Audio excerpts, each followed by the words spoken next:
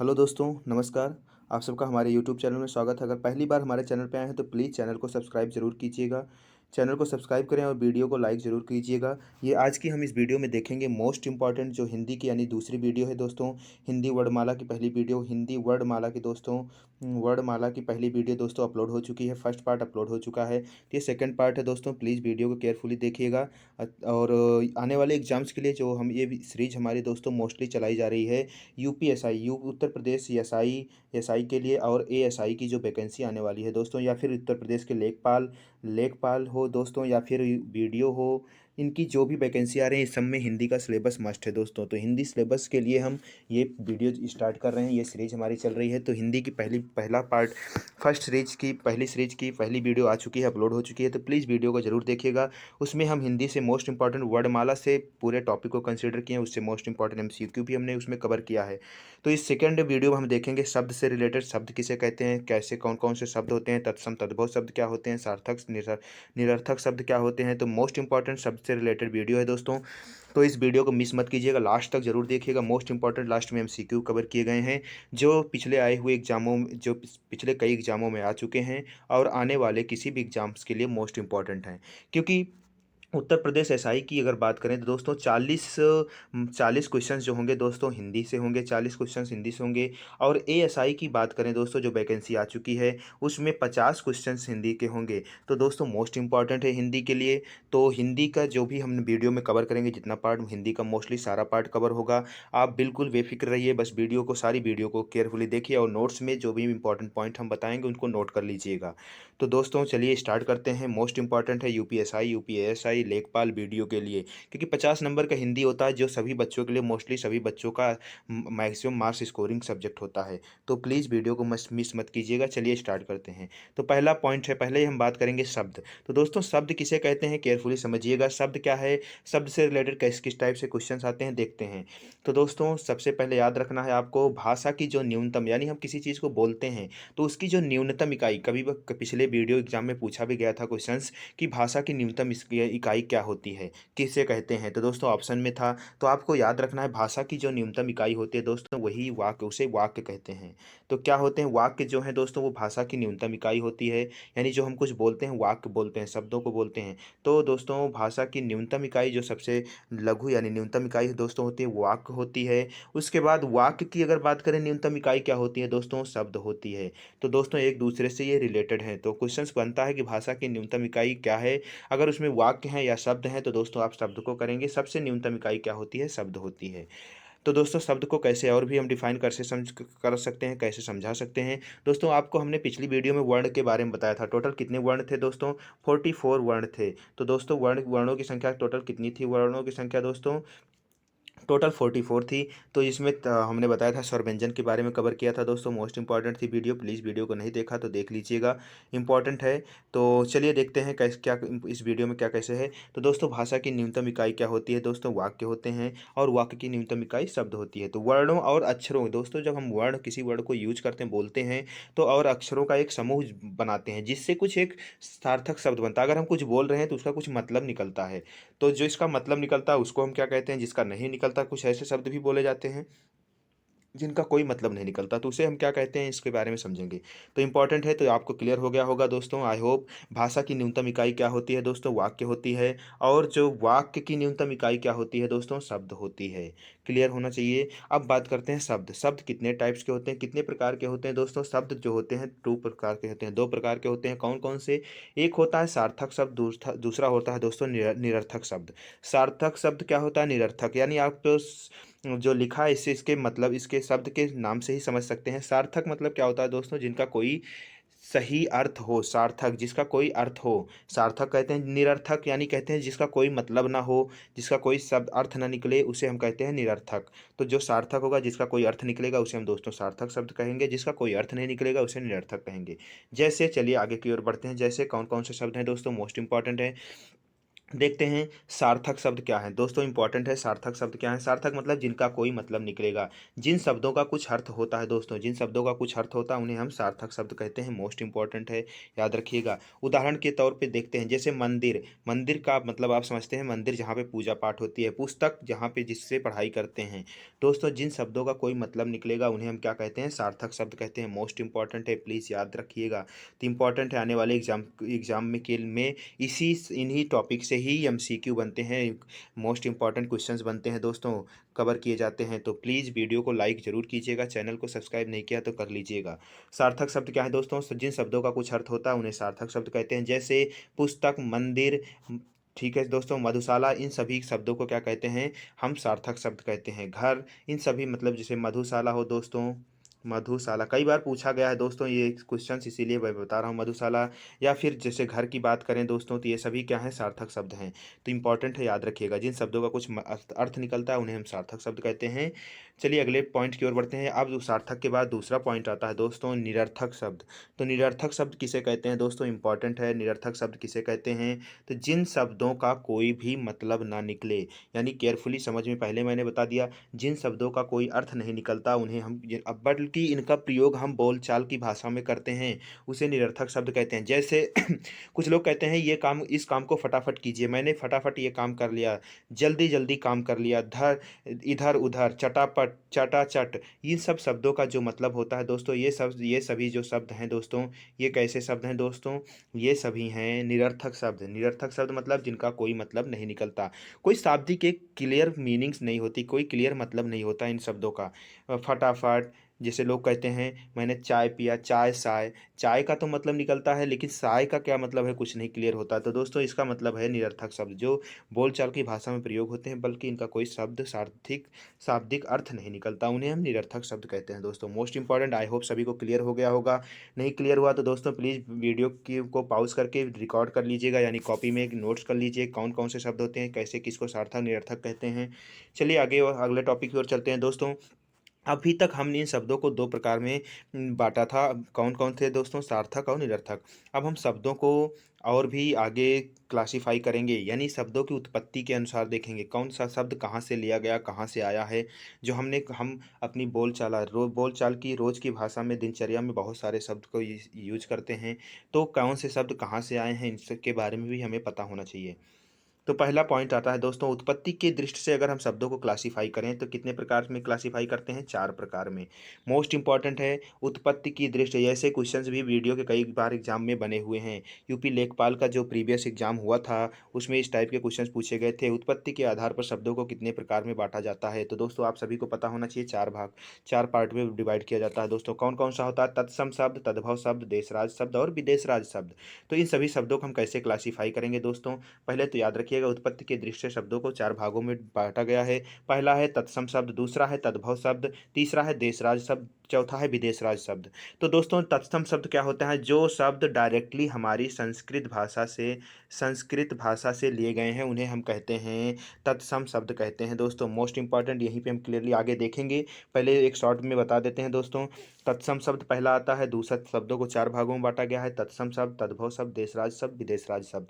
चलिए एक एक करके हम सभी को देखते हैं दोस्तों। पहला देखते हैं तत्सम शब्द। तत्सम शब्द किसे कहते हैं, तो दोस्तों हिंदी भाषा में जो शब्द हम संस्कृत से ज्यों का त्यों, यानी जैसे का तैसे ले लिया, यानी ग्रहण कर लिए, उन्हें हम क्या कहते हैं, जो शब्द संस्कृत के ज्यों के त्यों ग्रहण किए गए हैं उन्हें हम तत्सम शब्द कहते हैं। परंतु और ध्यान दीजिएगा, इन शब्दों की ध्वनि में कोई परिवर्तन नहीं हुआ है, इन शब्दों में हमने कोई भी मॉडिफिकेशंस नहीं किया है, इन्हें हम तत्सम शब्द कहते हैं। मोस्ट इंपॉर्टेंट है ये वीडियो, उत्तर प्रदेश के जितने भी एग्जाम्स होते हैं, क्योंकि हिंदी उत्तर प्रदेश के सभी एग्जाम के लिए मस्ट है, तो प्लीज़ वीडियो को केयरफुली देखिएगा, अपने सभी दोस्तों के पास शेयर जरूर करें।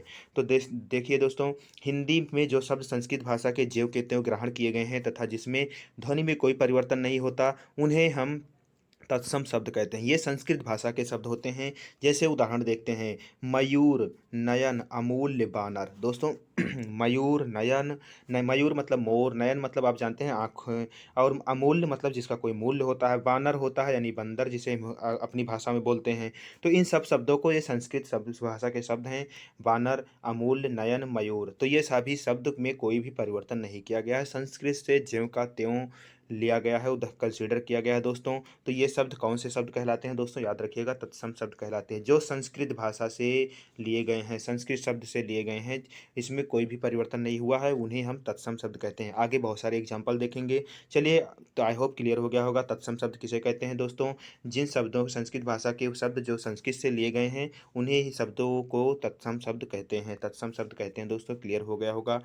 चलिए आगे बढ़ते हैं अगले पॉइंट पे दोस्तों। अगला पॉइंट है तद्भव शब्द किसे कहते हैं दोस्तों। तद्भव शब्द, एक तत्सम तो आपको क्लियर हो गया, तद्भव शब्द किसे कहते हैं दोस्तों।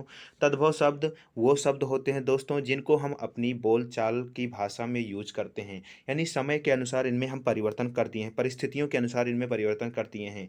क्योंकि आजकल आप लोग देखते हैं संस्कृत तो कोई बोलता नहीं, तो संस्कृत के कुछ शब्द हैं उनको हम समय के अनुसार अपनी भाषा में यानी सिंप्लीफाई कर दिए हैं थोड़ा सा, ताकि बोलने में आसानी हो जाए, हर कोई बोल सके। तो उन्हीं शब्द को तद्भव शब्द कहते हैं। तत्सम शब्दों से ही तद्भव शब्द बनते हैं दोस्तों। तत्सम शब्दों में समय और परिस्थितियों के कारण कुछ परिवर्तन हो गए हैं, जिससे की वजह से उन शब्दों को हम तद्भव शब्द कहते हैं। क्लियर हो गया होगा। तो उदाहरण देखते हैं, जैसे आग बोलते हैं, अग्नि जो है शुद्ध संस्कृत शब्द है दोस्तों, आग बोलते हैं, कुछ लोग मोर बोलते हैं, बंदर बोलते हैं, चांद बोलते हैं, चांद बोलते हैं। इन सब शब्दों को हमने क्या किया, अपनी भाषा में परिवर्तन कर लिया है। तो दोस्तों याद रखिएगा, ये सभी शब्द क्या हैं, तद्भव शब्द हैं। तो मोस्ट इंपॉर्टेंट है, जिन शब्दों को हमने समय के अनुसार परिवर्तन कर दिया है, जो बोलचाल की, आम बोलचाल की भाषा में, गाँव में या बोलचाल की भाषा में लोग प्रयोग करते हैं, उन्हें हम तद्भव शब्द कहते हैं। जो संस्कृत के शब्द, क्लियरली संस्कृत के शब्द ही थे, बट उनको हमने समय के अनुसार परिवर्तन कर दिया, तो उन्हें क्या कहते हैं दोस्तों, तद्भव शब्द कहते हैं। याद रखिएगा, मोस्ट इंपॉर्टेंट है। चलिए आगे चलते हैं। तीसरा शब्द आता है दोस्तों, देश राज शब्द। दोस्तों देश राज शब्द क्या है, देश नाम से ही क्लियर हो गया होगा, देश राज, जो अपने देश में दोस्तों यूज किए जाते हैं, अपने देश में दोस्तों, जो अपने देश में शब्द यूज किए जाते हैं, उन्हें हम देश राज शब्द कहते हैं। मोस्ट इंपॉर्टेंट है। तो कौन कौन से शब्द होते हैं दोस्तों, जिन शब्दों की उत्पत्ति हमारे देश की भाषाओं से हुई है, उन्हें हम देश राज शब्द कहते हैं, देशज शब्द कहते हैं दोस्तों। यानी बात करें तो जो शब्द हमारे ही देश में उत्पत्ति हुई है, जिन शब्दों की, उन्हें हम देशज शब्द कहते हैं। कौन कौन से, जैसे लोग बोलते हैं दुआ, थोथा, लोटा, ये सारी चीज़ें क्या हैं, दुआ, थोथा, लोटा। लोटा आप जानते हैं, थोथा भी जानते होंगे, जो जिसे कत्था कहते हैं दोस्तों, और दुआ जो लोग करते हैं। इन शब्दों की उत्पत्ति, जो शब्दों की उत्पत्ति हमारे देश में हुई है दोस्तों, उन्हें हम कहते हैं देशज शब्द। मोस्ट इंपॉर्टेंट है, पूछा जाएगा देशज शब्द किसे कहते हैं। ऑप्शन में होगा कि संस्कृत के शब्द, या बाहर के शब्द, या जो हमारी भाषा से मॉडिफाई किए हुए शब्द। तो दोस्तों क्या होते हैं, जो हमारी भाषा से उत्पत्ति ही शब्द को हम देशज शब्द कहते हैं, हमारे देश से ही उत्पत्त हुए हैं। चलिए अगले पॉइंट की ओर आते हैं। दो मोस्ट इंपॉर्टेंट है दोस्तों, विदेश राज शब्द, विदेशज शब्द, यानी देशज था जो देश से उत्पत्त हुए थे, हमारी कंट्री से। अब विदेश जो यानी दूसरी कंट्री से जो हमने कंसिडर किए हैं, उन्हें हम कहते हैं विदेशज शब्द। तो कौन कौन से शब्द होते हैं, दूसरी भाषाओं से आए हुए शब्दों को हम विदेशज शब्द कहते हैं दोस्तों। उदाहरण के तौर पे अगर देखना चाहते हैं आप, तो कुछ उदाहरण देखिए, आगे हम बहुत सारे उदाहरण के एमसीक्यू के तौर पे सभी को क्लियर कर देंगे। कौन से, जैसे आलमीरा, आल आलपीन। दोस्तों ये सभी क्या है, आलमीरा, आलपीन, जो बाहर से, यानी बात करें तो जैसे आलमीरा, आलपीन, या फिर उर्दू भाषा के भी जो कुछ शब्द हैं जो बाहर से आते हैं, अरबी फारसी शब्द होते हैं, तो उन सभी शब्दों को हम क्या कहते हैं, विदेशज शब्द कहते हैं। जो दूसरी कंट्री के शब्द हमारे देश में चलते हैं, उन्हें हम विदेशज शब्द कहते हैं। मोस्ट इंपॉर्टेंट है, इस पर हम एमसीक्यू कुछ और भी एक अलग से वीडियो बनाएंगे सभी शब्दों के ऊपर, उसमें केवल एमसीक्यू होंगे, टॉप 50 एमसीक्यू होंगे शब्दों से रिलेटेड। तो मोस्ट इंपॉर्टेंट वीडियो रहेगी, प्लीज़ वीडियो को उसको भी देखिएगा, और इस वीडियो को प्लीज़ लाइक कीजिएगा, शेयर करें आपने अधिक से अधिक फ्रेंड के पास प्लीज़, ताकि हमें मॉडिफिकेशन, हमें क्या करें दोस्तों, हम आने वाली वीडियो को और भी अच्छी तरीके से आप लोगों के पास पहुंचा सकें। तो प्लीज़ वीडियो को लाइक ज़रूर कीजिएगा। चलिए आगे चलते हैं, अगले पॉइंट की ओर चलते हैं। तो आप सबको क्लियर हो गया होगा आई होप, विदेशज शब्द किसे कहते हैं, विदेशज शब्द किसे कहते हैं दोस्तों, जो विदेश से आए हुए शब्द होते हैं, दूसरी कंट्री से शब्द हम कंसिडर करते हैं, अरबी फारसी तेलुगु, तो दोस्तों ये क्या होते हैं, विदेशज शब्द होते हैं। जैसे अलमीरा, आलपिन, ये सभी शब्द विदेशज शब्द हैं। अगले पॉइंट की ओर आते हैं दोस्तों। अभी हमने बात किया था तत्सम और तद्भव शब्द, तो दोस्तों हम कुछ तत्सम और तद्भव शब्द देखते हैं कौन कौन से हैं। मैंने बताया था दोस्तों, तत्सम शब्द क्या होते हैं, दोस्तों जो संस्कृत के शब्द होते हैं, जो संस्कृत भाषा के शब्द होते हैं, उन्हें हम क्या कहते हैं दोस्तों, तत्सम शब्द कहते हैं। और तद्भव शब्द जो होते हैं दोस्तों, समय के अनुसार जो हम चेंज कर देते हैं, परिवर्तन कर देते हैं, उन्हें हम तद्भव शब्द कहते हैं। तो याद रखिएगा, इस साइड में जितने भी शब्द लिखे हैं वो भी सभी हैं क्या हैं, तत्सम है दोस्तों। तत्सम शब्द हैं दोस्तों। इस साइड के यानी राइट साइड में लिखे हुए सभी शब्द तत्सम हैं, और इधर वाले शब्द जो लिखे गए हैं दोस्तों, इन्हें हम तद्भव कहते हैं। इन इन शब्दों को क्या कहते हैं दोस्तों? तद्भव कहते हैं। तद्भव कहते हैं, ध्यान दीजिएगा यहाँ पे लिखा हुआ है, तद्भव कहते हैं। क्लियर? तो चलिए हम देखते हैं कौन कौन से शब्द हैं तत्सम, कौन से तद्भव, किसे कैसे क्या बोलते हैं दोस्तों, मोस्ट इंपॉर्टेंट है। चलिए देखिए, अगम, अगम शब्द का अगर बात करें, अगम शब्द आपको लिखा रहेगा, तो अगम शब्द का क्या, कौन सा शब्द है पूछा जाता है, तद्भव है या तत्सम है, देशज है विदेशज है, तो आपको सभी क्लियर होना चाहिए ये शब्द क्या है, तद्भव शब्द हैं। तद्भव शब्द हैं दोस्तों, क्लियर होना चाहिए। और अगम ये सभी अमोल, तद्भव, आग बोलते हैं हम लोग, आम बोलचाल की भाषा में अपने अनुसार मॉडिफाई कर चुके हैं। देखिए, गाँव में लोग आग बोलते हैं, आम बोलते हैं हम लोग, आम बोलते हैं, नाक बोलते हैं, ब्याह बोलते हैं, और वाष्प यानी भाप बोलते हैं। और जो शुद्ध संस्कृत के शब्द हैं दोस्तों ये हैं, अगम में होता है अमूल्य होता है, अग्रि होता, आग मतलब अग्रि होता है, अग्नि जिसे कहते हैं, अग्नि नहीं अग्नि होता है दोस्तों। आम को आम्र कहते हैं, नाक को नाक नहीं नासिका कहते हैं संस्कृत में दोस्तों। ब्याह को विवाह कहते हैं, शुद्ध शब्द जो है दोस्तों विवाह है। भाप को हम जो भाप स्टीम जो लेते हैं उसको भाप को हम बोलते हैं वाष्प बोलते हैं। तो दोस्तों याद रखिएगा, तद्भव शब्द क्या होते हैं, जो हिंदी के अनुसार अपने समय के अनुसार मॉडिफाई कर दिए हैं। किन शब्दों को? तत्सम शब्दों को ही मॉडिफाई किए हैं, लेकिन तत्सम शब्द शुद्ध संस्कृत के शब्द होते हैं दोस्तों। क्लियर हो गया होगा, आई होप सभी को। आगे और भी एग्जाम्पल आपको क्लियर मिल जाएंगे। चलिए शब्दों के कुछ आगे प्रकार देखते हैं, भेद कैसे हैं। तो अगर हम बात करें रचना की दृष्टि से दोस्तों, तो रचना की दृष्टि से शब्दों को भी तीन प्रकार से क्लासीफाई किया जाता है। तो दोस्तों रचना की दृष्टि से शब्दों को कितने प्रकार से क्लासीफाई किया जाता है, कितने प्रकार में बांटा गया दोस्तों? तीन प्रकार में बांटा गया है। कौन कौन से शब्द होते हैं दोस्तों? पहला आता है रूढ़ शब्द, दूसरा आता है यौगिक शब्द, तीसरा योग रूढ़ शब्द। रूढ़ शब्द नाम से ही आपको क्लियर हो जाएगा, रूढ़ होते हैं जिनमें कोई परिवर्तन है, जिनका कोई मतलब ना निकले, यानी जो शब्द हैं फिक्स हैं, उनका कोई, उनको अगर आप तोड़ देते हैं तो उनका कोई सार्थक अर्थ नहीं निकलेगा। यौगिक शब्द जो योग होते हैं, दो दो शब्दों को मिलकर बनते हैं, जिनका सार्थक शब्द होता है दोस्तों। और योग रूढ़ शब्द दोस्तों वो होते हैं जिनमें क्या होता है, शब्दों का अगर हम योग मतलब तोड़ दें, संधि विच्छेद की तरह कर दें, तो उनका कुछ सार्थक अर्थ, शब्द कुछ और रहेगा, मतलब कुछ और निकलेगा दोस्तों। इस टाइप के होते हैं। चलिए हम देखते हैं, एक एक करके देखते हैं कौन कौन से शब्द होते हैं दोस्तों। पहला शब्द है रूढ़ शब्द। तो रूढ़ शब्द किसे कहते हैं दोस्तों? मोस्ट इंपॉर्टेंट है। तो रूढ़ शब्द की बात करें तो रूढ़ शब्द है, रूढ़ शब्द किसे कहते हैं? जिनका कोई भी खंड सार्थक ना हो दोस्तों, परंपरा से किसी भी विशेष अर्थ प्रयुक्त नहीं होते दोस्तों। जिनका कोई भी खंड, यानी अगर उनको हम ब्रेक करें तो उनका कोई भी सार्थक मतलब नहीं निकलता, सार्थक अर्थ नहीं निकलता, उन्हें हम कहते हैं रूढ़ शब्द। जैसे लोटा, कल, जल, अगर इसको आप लो और टा करेंगे इसका कोई मतलब नहीं निकलता, यानी लोटा है, कल है, जल है, इन सब शब्दों का क्या होता है दोस्तों, कोई भी अगर इनको हम तोड़ देते हैं, सार्थ खंड कर देते हैं, तो कोई भी सार्थक मतलब नहीं निकलेगा। यानी इन शब्दों को क्या कहते हैं? रूढ़ शब्द कहते हैं। अगले टॉपिक की ओर चलते हैं। अगला पॉइंट शब्द क्या है देखते हैं दोस्तों, यौगिक शब्द। यौगिक शब्द क्या है? मोस्ट इंपॉर्टेंट दोस्तों, वो शब्द होते हैं जिनको हम खंड करते हैं तो इनका कोई सार्थक मतलब निकलता है। यौगिक शब्द उन शब्दों को कहते हैं जिनके खंड का सार्थक मतलब होता है दोस्तों। जैसे विद्यालय, विद्यालय को अगर हम खंड यानी संधि विच्छेद करते हैं, विद्या और आलय, विद्या का मतलब अलग होता है दोस्तों, आलय का मतलब स्थान होता है। तो जहाँ पे जिस स्थान पे विद्या मिलती है उसे हम क्या कहते हैं दोस्तों? विद्यालय कहते हैं। यानी इन शब्दों को हम ब्रेक करेंगे, खंड करेंगे, तो हमें कोई सार्थक मतलब निकलेगा। तो इसे क्या कहते हैं दोस्तों? इन शब्दों को क्या कहते हैं? यौगिक शब्द कहते हैं। याद रखिएगा, ये रूढ़ शब्द कौन से थे? जिनका कोई भी खंड करने पे सार्थक मतलब नहीं निकलता था। यौगिक शब्द क्या होते हैं? जिनका खंड करने पे सार्थक शब्द, सार्थक मीनिंग मतलब निकलता है दोस्तों, उन्हें हम कहते हैं यौगिक शब्द। कौन से होते हैं? विद्यालय, विद्या प्लस आलय, विद्या और आलय होता है। दया सागर की बात करें, दया अलग शब्द हो जाएगा, सागर अलग शब्द होता है दोस्तों।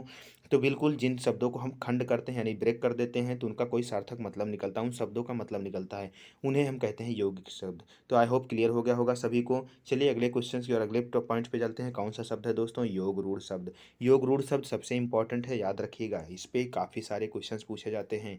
तो देखिए ऐसे शब्द होते हैं जो यौगिक तो होते हैं, हमने बताया ना यौगिक शब्द क्या होते हैं, जिनका सार्थक मतलब निकलता था दोस्तों खंड करने पे, तो उन्हें यौगिक शब्द कहते हैं। यौगिक शब्द होते हैं पर सामान्य अर्थ को छोड़कर विशेष अर्थ का बोध कराते हैं, उन्हें योग रूढ़ शब्द कहते हैं दोस्तों। मैंने पहले ही बताया योग रूढ़ शब्द किसे कहते हैं? जिनका विशेष मतलब होता है, विशेष अर्थ निकलता है, यानी जिनका विशेष अर्थ निकलता है उन्हें क्या सा कहते हैं दोस्तों? योग रूढ़ शब्द कहते हैं। जिनका विशेष अर्थ का बोध कराते हैं उन्हें हम योग रूढ़ शब्द कहते हैं। तो चलिए हम विशेष अर्थ का मतलब कैसे होता है देखिए। जैसे पंकज, एक कोई शब्द है दोस्तों पंकज, पंकज शब्द को अगर हम खंड करेंगे दोस्तों तो क्या कर सकते हैं? पंक और जा, पंक और जा का मेल से ही बना है पंकज। बट पंकज का कुछ अलग मतलब होता है। क्या मतलब होता है? जिसका मतलब विशेष कमल होता है दोस्तों। यानी विशेष अर्थ क्या होता है दोस्तों? कमल होता है। पंकज था बट मतलब इसका कमल होता है। देखिए इसी टाइप के शब्द को क्या कहते हैं? योग रूढ़ शब्द कहते हैं। जो यौगिक शब्द तो होते हैं, इनका खंड हो सकता है, खंड से सामान्य मतलब न निकल कर विशेष अर्थ निकलता है, विशेष मतलब निकलता है, उन्हें हम क्या कहते हैं दोस्तों? क्या कहते हैं? योग रूढ़ शब्द कहते हैं। क्लियरली आप सभी को पता हो जाना चाहिए। नोट कर लीजिएगा अपनी कॉपी में। यौगिक शब्द होते हैं पर उनका विशेष मतलब अर्थ का बोध कराते हैं, उन्हें हम कहते हैं दोस्तों, क्या कहते हैं उन्हें? उन्हें हम कहते हैं पंकज शब्द, यानी सॉरी पंकज शब्द जिस तरह है उसको उसका मतलब निकलता है कमल, उसी हम शब्द को कहते हैं योग रूढ़ शब्द। मोस्ट इंपॉर्टेंट है। आई होप समझ में आ गया होगा आप सभी को। तो चलिए आगे चलते हैं। कुछ इंपॉर्टेंट एमसीक्यू हैं, देखते हैं। सुपात्र दोस्तों, सुपात्र शब्द है, ये कौन सा शब्द है? आपसे पूछा गया है सुपात्र कौन सा शब्द है, तो आपको बताना है ये सुपात्र कौन सा शब्द है दोस्तों। यौगिक शब्द है, योग रूढ़ शब्द है, या कौन सा शब्द है? आपको क्लियरली बताना है। तो चलिए देखते हैं।